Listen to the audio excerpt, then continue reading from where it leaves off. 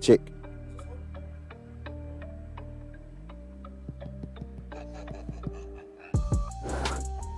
Check, check, check, check, check. Have I got sound here?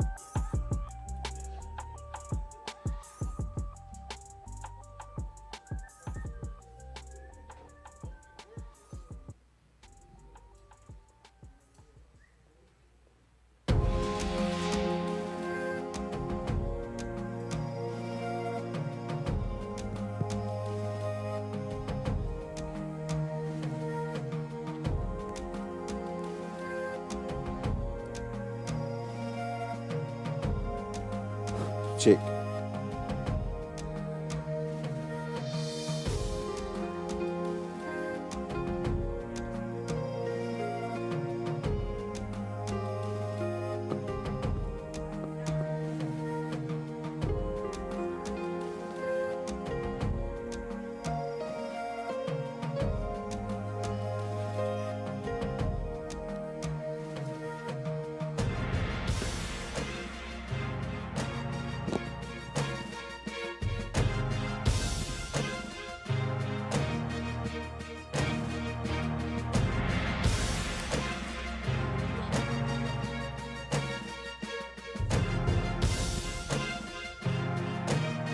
Check, check.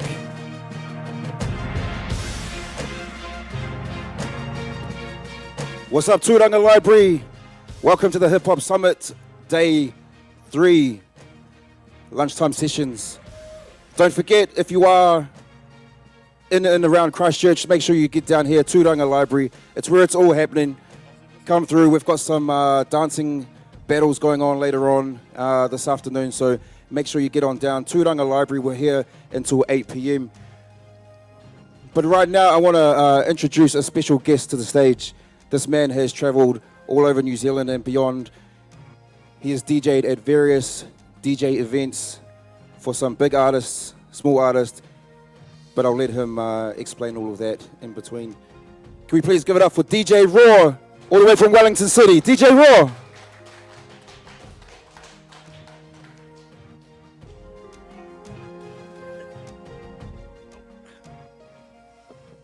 What's up? First off, just big thanks to Red for the opportunity to come and share some of my experiences and knowledge from the past. Big ups to YCD for putting this on.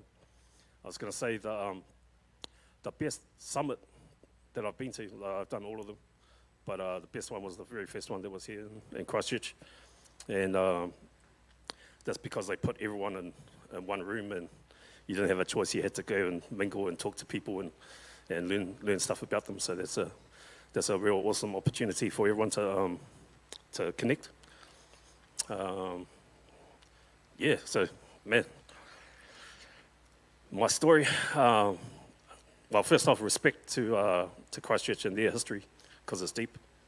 But I come from a place, Wellington, that's pretty deep as well. We've got a long history of hip-hop in our area, going back to early 70s.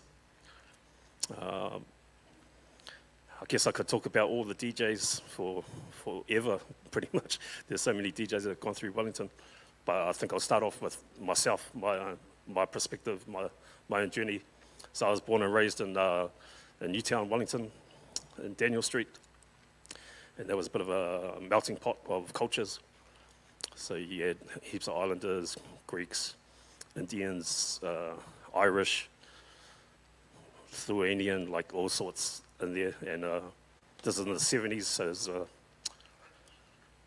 time where, you go out and play till it got dark and, have your little run-ins with different people and all that sort of stuff. But it was an awesome era.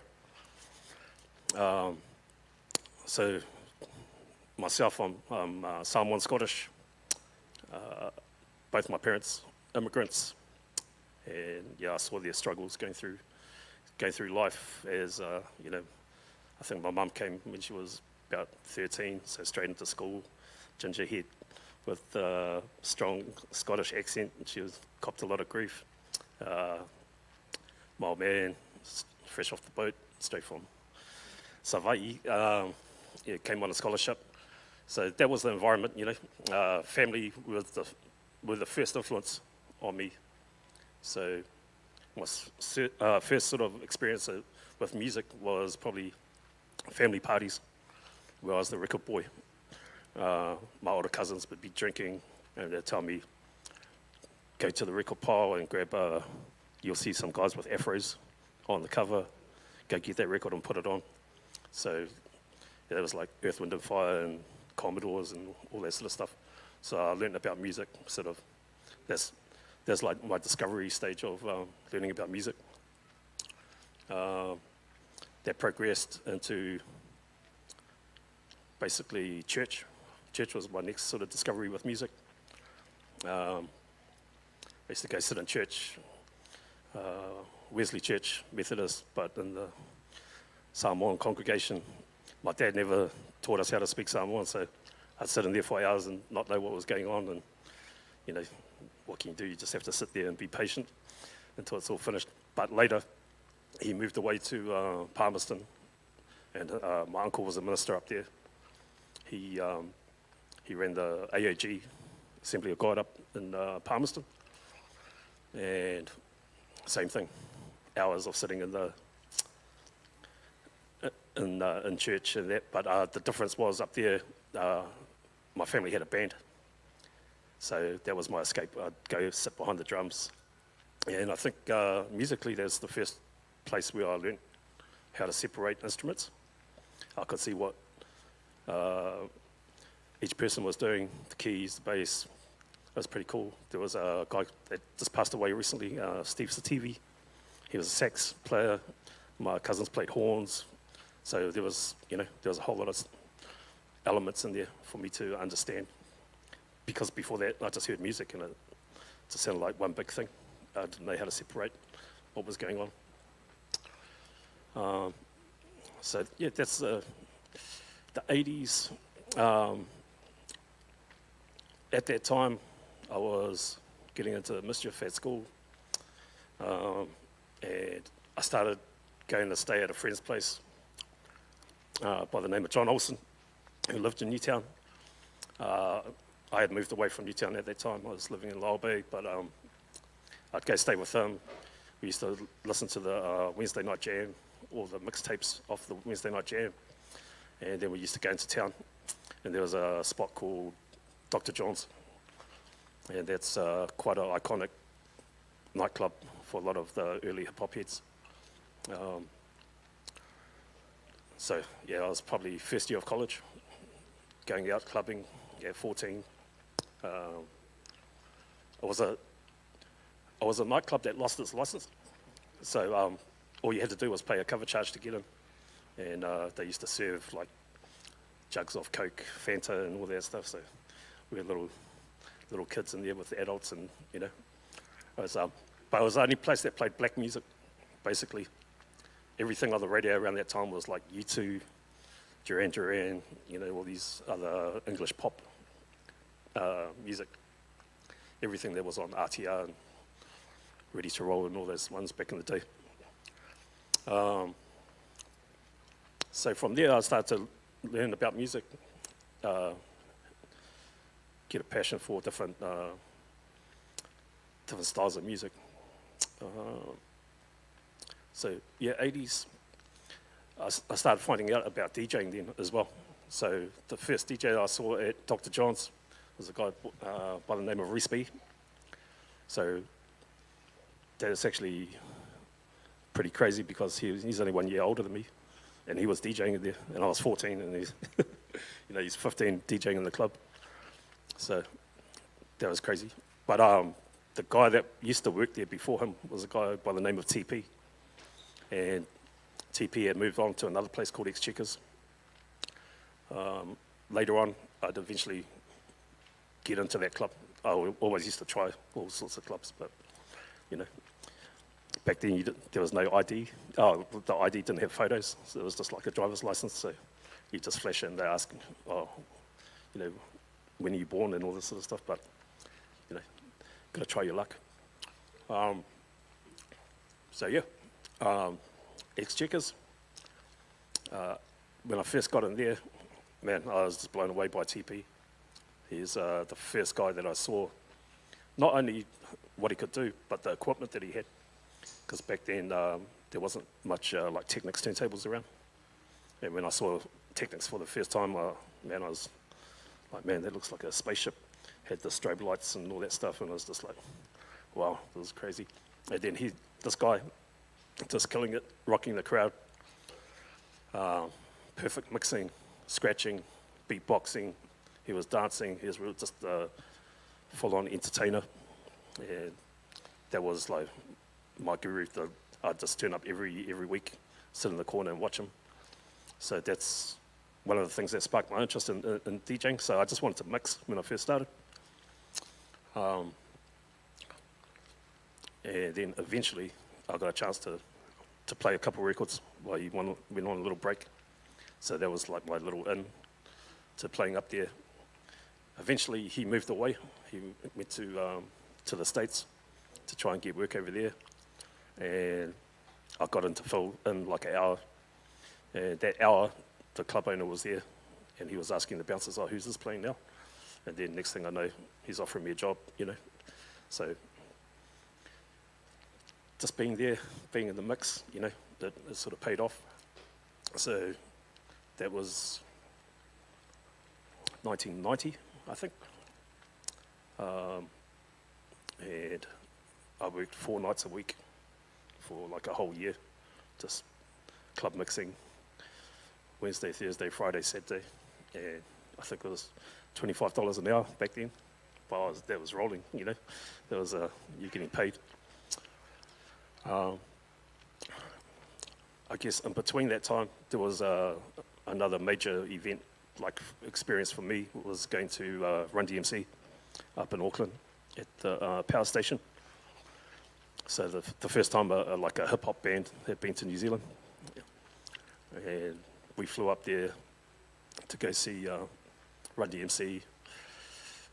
But the thing that blew me away was the opening act. So there's a guy called Derek B from the UK. He had a track called Bad Young Brother. I don't know if any of you guys will remember that, but Derek B was the MC, but on the record he had a DJ called Easy Q, but it was actually himself.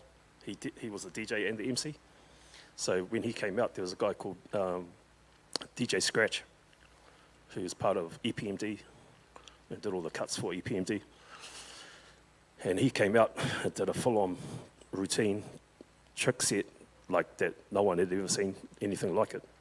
And I just remember all the DJs at that time were just blown away, and that's after that, everyone was on a mission, that everyone wanted to learn how to scratch and do body tricks and the works.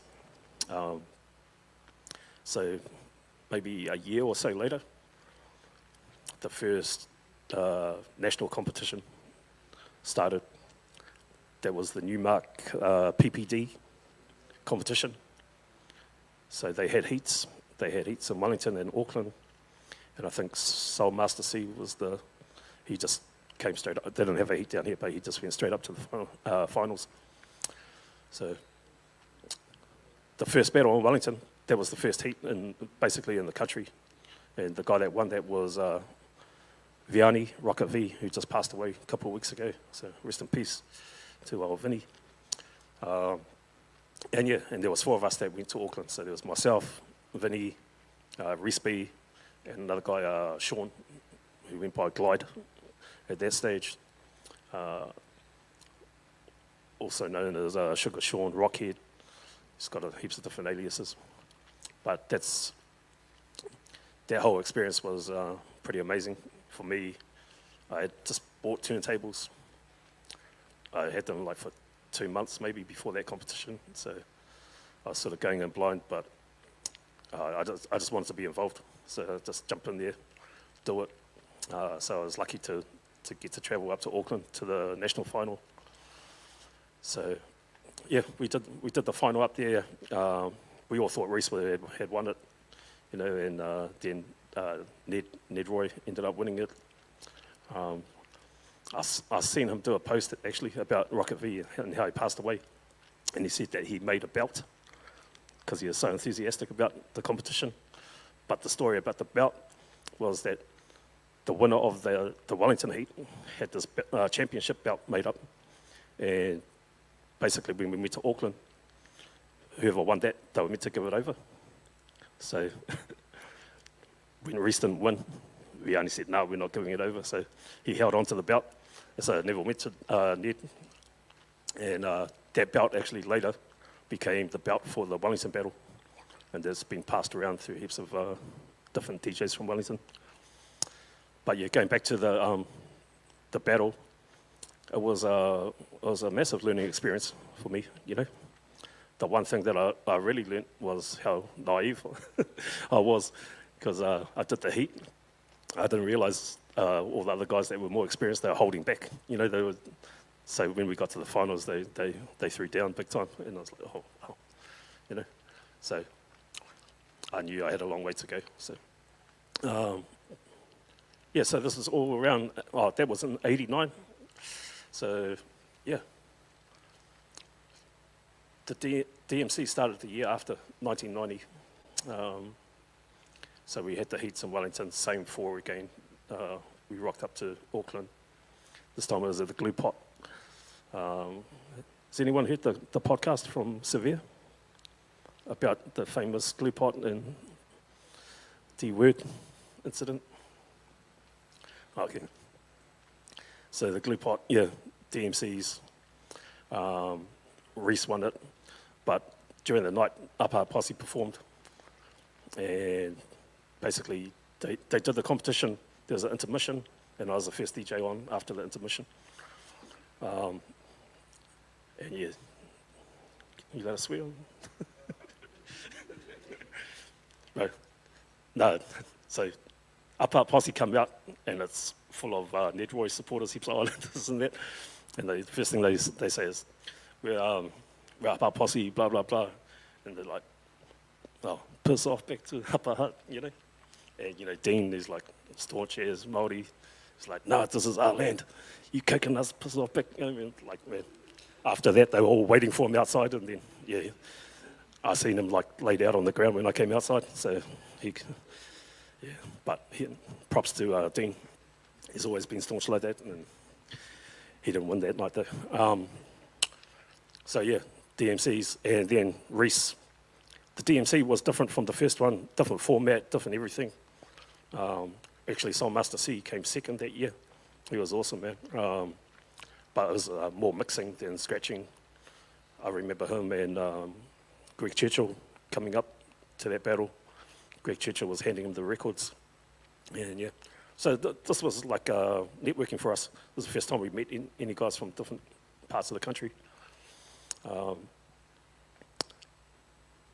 But yeah, so DMC, the thing with the DMC was you get to go to the World Finals in the UK.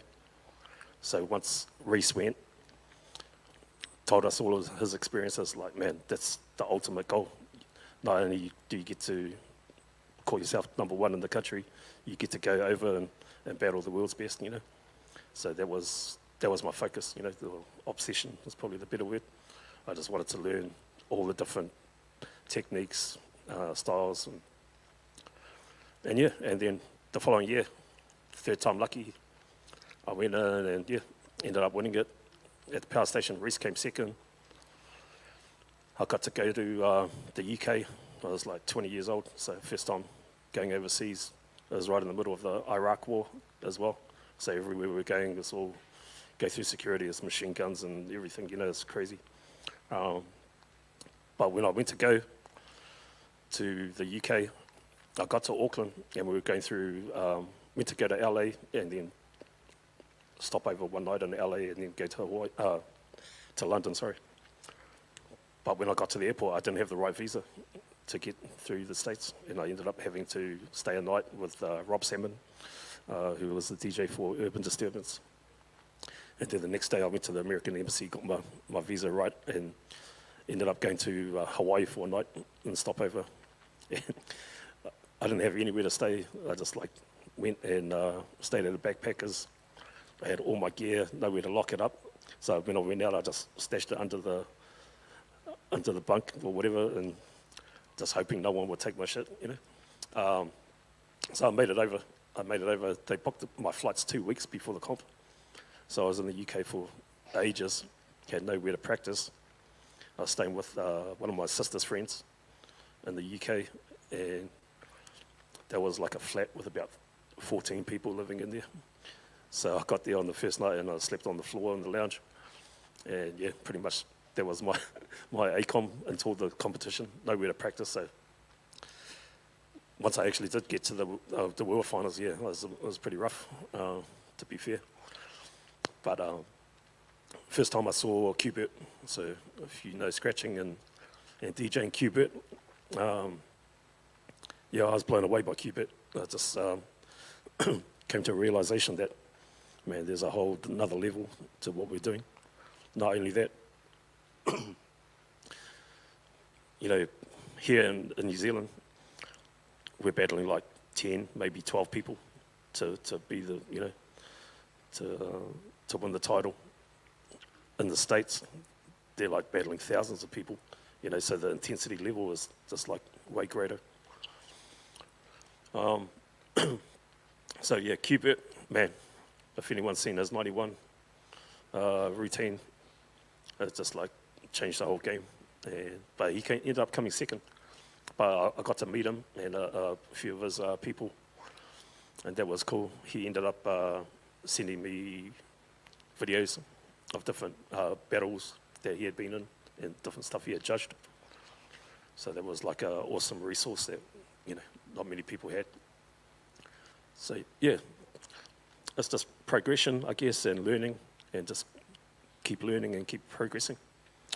That sort of takes me into the 90s, and I think I was doing a school disco at my old college, Rongotai College, and some guy comes up to me and asks me about DJing, and like, oh, can I come to your house and can you show me some stuff?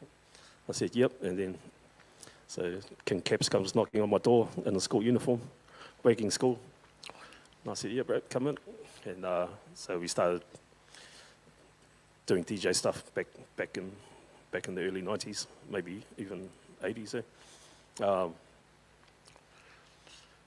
So yeah, you know. So yeah, that era. I mean, I guess I was in other groups as well before the group that we originally started with Caps. That was called Gifted and Brown. So I was in another group called Debonaires. This is probably back in the sort of 80, 88, something like that. And that was just like DJing, playing records for them. Then I was in another group called DOA, Day Upon Arrival. That was early 90s. And then, yeah, so Caps was coming around home, having a scratch, having a mix. And then one day he said, oh, I joined up with a group. Do you want to come and have a jam session with them? So that was Gifted and Brown. Gerard Tahu, that passed away, another person that's passed away, man, they're all dropping like flies. We went up to his warehouse, and that was crazy. He had a mad production set up, all these samplers and keyboards, and I hadn't really seen anything like that before. And brought up a turntable, had a scratch with those guys, and it was Atawhai Tibu as well. And yeah, we started doing little shows. There's a place called Naked Angel that we did a few shows in. And just started learning each other's ways and putting stuff together, songs together. And yeah, so that started becoming quite popular around Wellington. Gerard was really well known. And basically, yeah, we had done quite a few gigs, and then I think a journalist by the name of Matt Swartz approached us and asked about managing us. And from there, we started getting shows up in Auckland and touring quite a bit. And just then, yeah, networking again with a lot of the Auckland crew, guys like Shea Fu, Manuel Bundy, Sub-Zero, or the Urban Disturbance Boys, or Leaders of Style back in the day, Zane Lowe, Ollie, Rob. So again, network of just people that were willing to kick it and talk. But those guys were like amazing rappers, producers. Then wider networks, the Damn Native boys, etc. So that went on for a while. Gerard ended up leaving to go to the States to go play with another brother, Sugar Pop, who is originally from Wellington as well. Like Sugar Pop's got a massive history. I think it was, people know him as David Dallas's cousin. But man, if you know about this guy, Sugar Pop, he's amazing. So he grew up in Newtown, but I was saying to a couple of the boys, like he danced. He's a dancer, he's a muso, he's a Brazilian jiu-jitsu black belt. He's like does everything. But he's danced in Michael Jackson's Thriller videos, Beat It videos, Janet Jackson, man, you name it. He played bass with LL Cool J on the Unplugged, MTV Unplugged. He's just done so much, and it's pretty freaky to know that he just came from down the road, you know. But not many people know about him. So, yeah, man, I forgot where I was up to. Yeah, any questions? No. Oh, yeah, so Gerard moved away, sorry. And so there was just myself, Caps, and Feelstyle. Feelstyle was on tour with us. He was opening for Gifted and Brown. And I had known Feelstyle for ages. Like, I knew him when he was at college. He was the guy at the bus stop with the glasses, with no glasses in them, and writing raps at the bus stop. It's like you know, you couldn't miss him, basically. He also won the first rap battle in the country in '87, out in the hut. You know, you guys should get a hold of Recipe. He's got everything archived. It's like amazing. That's like the real hip hop archive of Wellington, at least. He's got lots of New Zealand stuff, but he's got tons. It's all digitized too. So he's got footage of that. He was one of the guys that put it on. Yeah, so Feelstyle was part of our crew when we were touring. So we decided to make a crew called Overstayers. And we started doing recording songs. And yeah, started doing a few shows with that. Then Caps, Kaz, they all moved to Auckland. So they were up there, I was back in Wellington, and I started to connect with Cosmo 163, who is another icon of Wellington hip hop. So Cosmo has got a long history. He grew up in LA, so he knew all the popping and that. He grew up in Carson, with just down the road from the Booyah tribe and all those guys. So when he came, he had all the moves, all the popping moves. So he came from LA to Auckland and then down to Wellington. And he's he's a pioneer. Like, he was graphing back in the day when DLT first started. He was in all the early hip hop videos, Irene Cara and breakdancing and all that stuff, you know. So he'd been around, and he was in a group with Feelstyle called. His first group was Noise and Effect. Yeah. Noise and Effect, then came Rough Opinion, Damo, and then, yeah, so basically a lot of people had moved away from Wellington. They'd gone up to Auckland to do their mish, and me and him started reconnecting. And basically we were just drinking. We'd just get together on the weekend, have a drink and a few other things, and then he'd be like, oh, can you bring some instrumentals so I can freestyle? So that was my thing. We'd go on the weekend, have a drink. I'd bring a tape of instrumentals. He'd invite some MCs,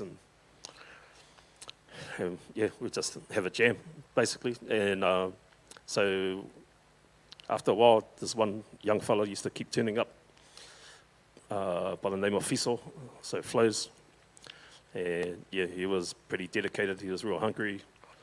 And him and Cos started just making songs to the instrumentals while we were having a drink, basically. And it got to the point where we had quite a few songs, and we got an opportunity to play at a gig. And it went well, so yeah, that's the start of the Foot Soldiers. And yeah, from there, we just started doing shows. We didn't have any ambitions to record or anything. We just wanted to do live stuff. And we started touring with this, Cos was a bit of a promoter, so he used to put on dance parties and a gig called Funk Republic. And Funk Republic used to use all the DJs to do it like the club thing, but he used to get artists to come down and perform as well. So groups like Marviel, Dan Native, Shay, just a whole lot of different artists to come through and to add to the night. So yeah, we were doing that for a while, and then we went for some funding through Creative New Zealand. We found out, oh, you can actually get money to record, so we put in an application, we got funding. I think it was $5,000. We did an EP, and then we did a launch and all that, and that went pretty good. And then we were like, oh, shall we try and get a label? And they're like, nah, we'll just do it ourselves. So we started a record label called Too Much Records. And that was another big learning experience. It's not always as easy as what you think, but we wanted to be independent. We wanted to own everything. We didn't want anyone to have a say on what we can do and what we can't do. So we did that. We did a whole lot of music videos. Yeah, that was basically the 90s going into the 2000s.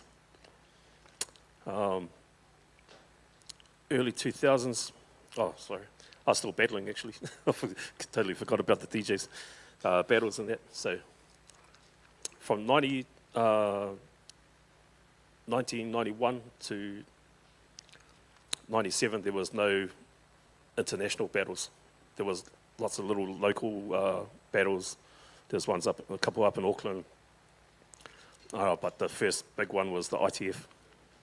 ITF, where Rock Raider came to New Zealand and did a showcase that was packed out. I think it was called Luna, was the bar, was that right? Yeah, and that was just crazy. There was about 30 different DJs from around the country that entered that battle. I think it was top three were me, Reese, Sean T, who's another real talented brother that came up just around the corner from us in Lyle Bay, and P Money, but he went under the name of Ace One back in that battle. And yeah, I ended up winning it, and man, but the whole buzz was like I got to, have a jam with Rock Raider. Rock Raider is like definitely one of my idols, seen him on all the videos, and yeah, it's just amazing to have him there in the country and actually get up and perform with him. That was cool. After that, we didn't have our own chapter. We had a New Zealand chapter, but not to the Worlds. We had to do it through Australia. So me and Sean, we came 1 and 2, and we had to travel to Australia to compete there. So it was 2 New Zealand DJs against 10 Australian DJs, and it was mainly Australian judges and all that stuff. So yeah, it was pretty cool. Like different scene. Playing over in Aussie is totally different style of hip hop. Their style of hip hop at that time was like heavy metal, but hip hop is like they're like hip hop Westies, or hut, but so it was different. So I was lucky, I got that title, and then man, I was off to San Francisco to the Worlds, and that was another amazing experience. So that's the home of Q Burt and Scratch Pickles and all those guys. And Yeah, just the whole trip. I got to travel with Severe and Amiga B. So we went to the World Finals. That was a good experience. But after that, we went to New York, and there's a showcase called Battle Sounds. I don't know if you're into your DJ stuff, you would have heard of Battle Sounds. It's like a showcase of different New York and American DJs. But man, that's where Rock Raider got his Grandmaster title. At that show, I was there, and Cool Herc actually came out and presented it to him. Because when I walked through the entrance, I was like, man, that guy looks familiar. And real big ass dude. And then I seen him on stage, and it was Cool Herc. I just walked past Cool Herc, so I was like, that's crazy. Just to be in New York at that time. So, yeah, again, another learning experience, traveling. Man, shopping with Severe and Amiga B is like going to record stores. Man, I was broke. It was like, because we'd go into Beat Street Records in Brooklyn, and I was going, oh, what you get? I see what they get, and now I have to get it, you know. And it's like 3 crackheads, and you know, man, it was crazy. But yeah, New York was a real good vibe, and it's still my favorite place to go. Yeah, from there, came back. I did the battle thing for a while until 2000. I went and tried to defend the Australasian title in '89, came second. Then retired for a year, and then did my last battle in 2000, the 2000 DMC. I sort of retired because I thought nothing to prove, you know. I'd done 10 years without losing anything in New Zealand, so I was just like, oh, what's the point? But then, yeah, a couple of guys were making comments online and calling me a has-been and all that stuff, so I thought, oh, I'll give it one more crack. So did 2000, then went to the Worlds, and then it was pretty much over for me. So that's another sort of stage that left behind. So 2000s, I was doing all the Foot Soldier stuff. We were doing the record label, and then Caps came back, said, bro, got a record deal. So, man, then we started jumping in the studio. That was an awesome experience, you know, because we had been trying to do our own independent stuff, and then I seen what Bill was doing with the actual record label. I was like, man, you guys got budgets, you know. You got a whole studio. You can go record anytime you want, you know. Oh, they can shoot a video, you know, publicist, all this stuff. And it was like, oh, cool. So that was another learning experience. We were in the studio quite a bit. Dean Cuba, who produced Nisha Mystica. Yep, their first stuff. Yeah, so we did that, and then obviously toured New Zealand, up and down the country. Did all that, and then next step was they wanted to push it out to Australia. So then we were on the tour in Australia for probably 2.5 years. Yeah, 2.5 years, and that was pretty intense. We started off cool.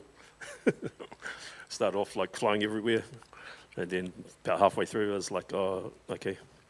Now you're driving. You got a tour manager, and you like the drive was like pretty harsh. Like get there, get to Melbourne, then you drive to Canberra, back to Melbourne, then to Sydney, then to Brisbane, back to Sydney, back to Melbourne, Adelaide. Man, it's like full on. And we were over there pretty much every month or every 3 weeks. We were there with us 1 week or a couple of weeks. So again, networks, meeting different people. To this day, I still keep in contact with a lot of those people over there, and that created more shows for us over there, just networking. A guy called Trent Roden, who actually ran the ITF, but he's tour manager for Black Eyed Peas, and you know, this is the whole thing. Networking, you don't know where you might meet one person one day, and they're just like helping you or driving you, and then the next year later they're in a big position. So networking with different people, it all pays off. Actually, bro, one of the chicks that used to drive us around from, was it BMG? Yeah, so I booked A-Track for a show in Auckland, and he said, email the agent. Emailed the agent, and it was the chick that used to drive us all around to the different meetings and what do you call it, radio interviews and all that stuff. So, yeah, she gave me a good deal, so I was pretty happy. Yeah, so just touring, then club shows. All this time I've just been regular club DJ throughout Wellington, up and down the country, Christchurch, Dunedin, you name it, just sort of played everywhere. And then probably about 2003,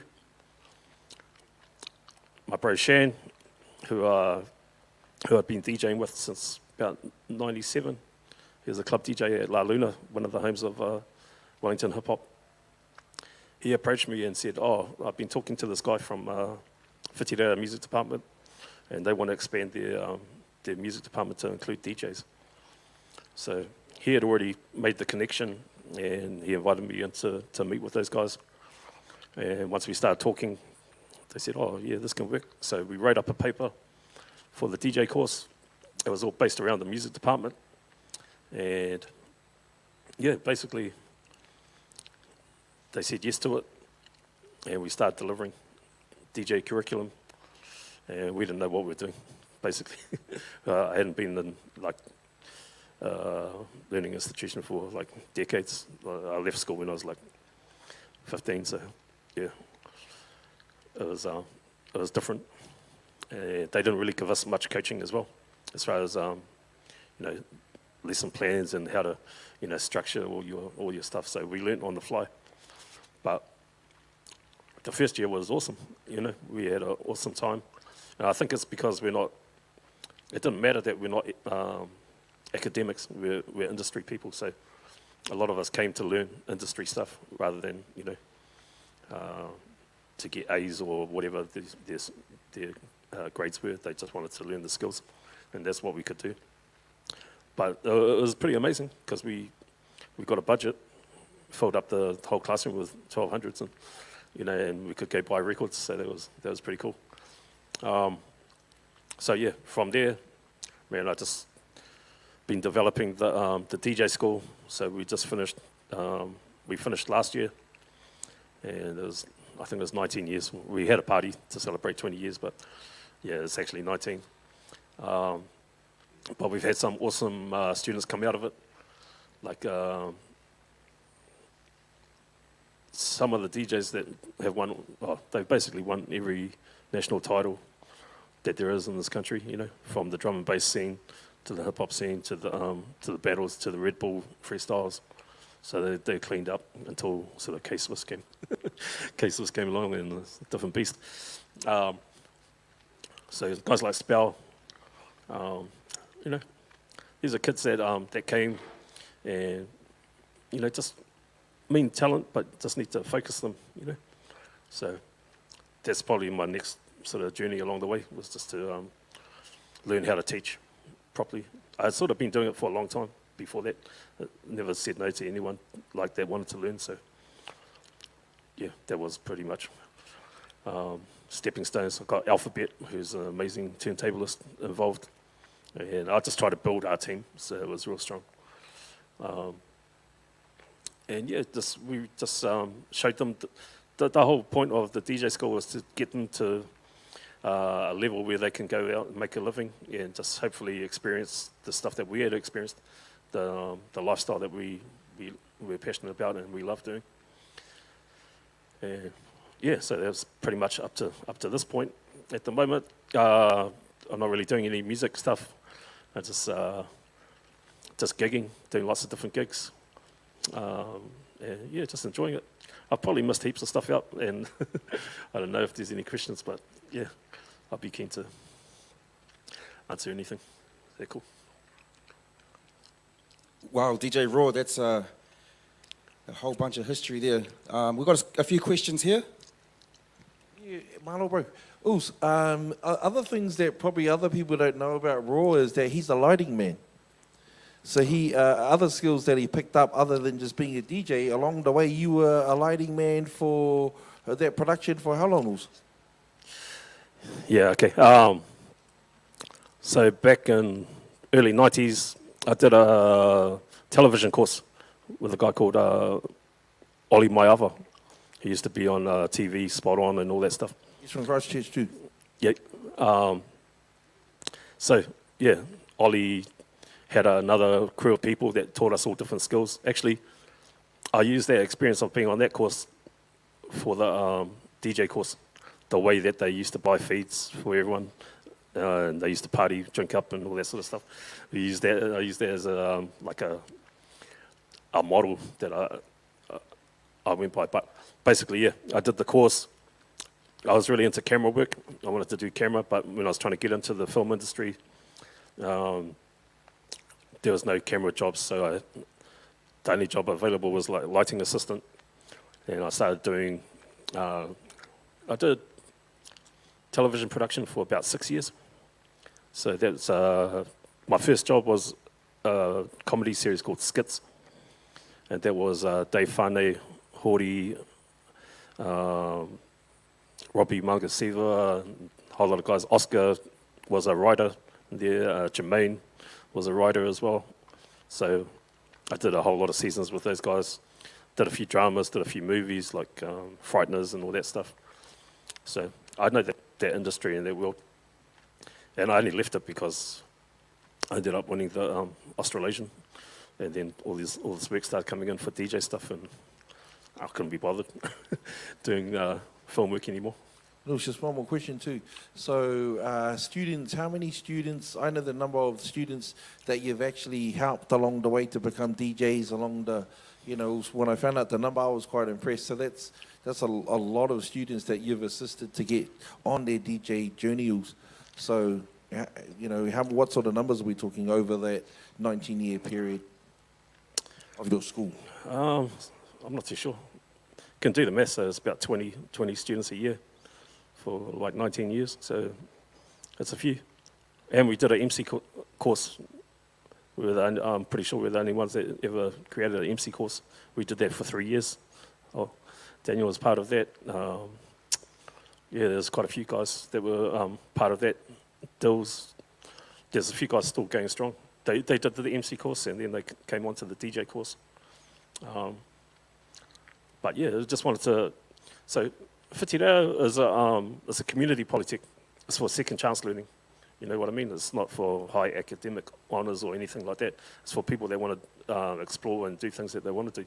So we had a bit of freedom to, you know, just play with stuff and try and create credits around the areas. Because there's a lot of, you can break MCing down into quite a lot of technical things, you know, just linguistics and all sorts of stuff, delivery, knowing how to set up the stage, microphones, recording. There's lots of stuff you can do, and just break it down into like assessments where you can say, okay, you know how to set up a PA, you know how to set up a foldback. Yeah, you can write a song, you know how to structure it, you know, 16 bars, 8-bar chorus, you know, just understanding music and stuff like that. So, yeah. Yeah, I just wanted to make a statement, just wanted to push out to everyone that's here in this room the magnitude of the effect that this brother's had as a DJ on other DJs in Aotearoa. So basically, if we had to say there's a school of DJing and there's a school of raw, that, you know, if, as a sensei, because he's my sensei, I think on the student line of DJ Raw students, I was number 3. So I was just saying that this guy has had such an effect on the DJ culture in our country, because all of us that have become DJs or MCs have all looked up to this guy as one of our senseis and one of the OGs. If we had to say OG, what's an OG to you, King Caps? I say this guy is probably the most OG dude. I mean, for me, even though he taught me and I used to, you know, but he's given, like, so all the DJs that have come around from the rest of the nations, also from overseas, that people have gone overseas, him and Chan were the reasons why the DJ culture is still quite strong in this country. So we have to, you know, round of applause for our brother here for actually doing what he's doing, you know, because if he didn't like give a damn about DJing, most of us wouldn't be here as DJs. That's just, something. So I just thought I'd just give him his flowers and say how dope he is as a sensei. So, Sensei Raw, when you go Sensei Raw, that's Sensei Raw right there. So that's, Shottles. Man, if you know me, I hate public speaking, but this guy, I had to do it for this guy. So, yeah, man, just again, props to everyone involved in the summit and putting it on. Hey, Sabro, just wanted to start off by thanking you for coming all the way down to share your words and your experience with us today, and thank you for your lessons. My question for you was, out of all the international shows and national shows that you have performed over the years, if you'll be willing to please share one of your happiest backstage memories with us today. Backstage, true.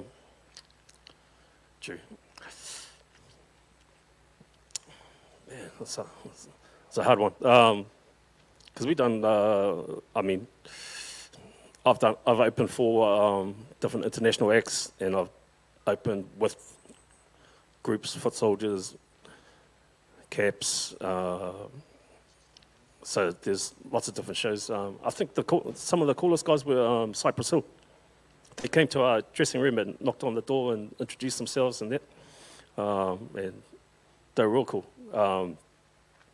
Because you can never tell, what's going on with the artist.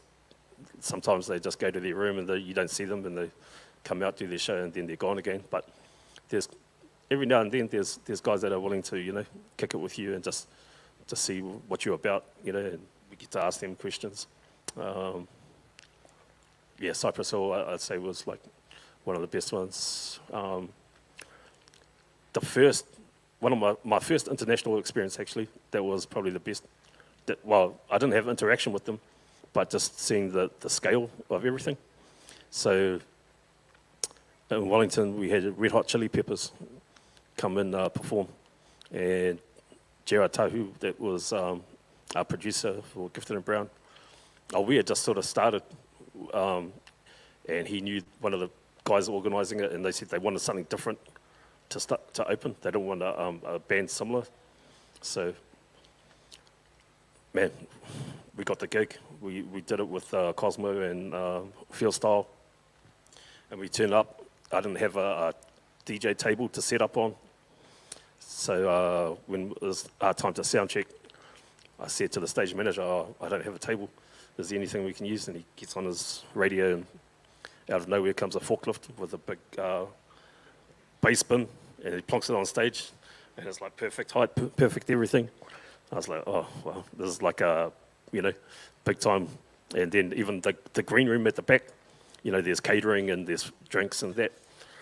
And they said, oh, yeah, guys can go into the green room. And we're there, and there's all this stuff, and I'm like, is this free? Are we allowed to take a drink? Because I've just never seen anything like it before. So it's all learning and, new to the industry in that way. But that was a real cool experience, and Chili Peppers had the mad, they had a tent inside the venue, and I won't say what their rider was, but it was pretty crazy when I found out. Yeah, all good. Just keeping mindful of the time, there's a few questions online, DJ Raw, that we'll chuck to you later on that you can answer. But ladies and gentlemen, can we please give a big round of applause to DJ Raw? Thank you so much, brother, for joining us here at the 2002 Hip Hop Summit for Christchurch City. It's been a pleasure. Ladies and gentlemen, tune in to our live stream starting at 4 p.m. And if you are around Ototahi, please come through to Turanga Library. Thank you.